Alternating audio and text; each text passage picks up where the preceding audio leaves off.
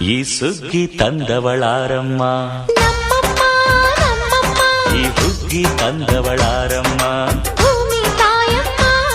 ಈ ಅಂಬಲಿ ತಂದವಳಾರಮ್ಮ, ಈ ಓಕುಳಿ ತಂದವಳಾರಮ್ಮ. ಒಂದು ನೆಲ್ಲು ಚೆಲ್ಲಿದರೆ ರಾಶಿ ಮಾಡುವ ಇವಳದೇನು ಕರುಣೆ ಪ್ರೀತಿಯೋ ನಮ್ಮಮ್ಮ.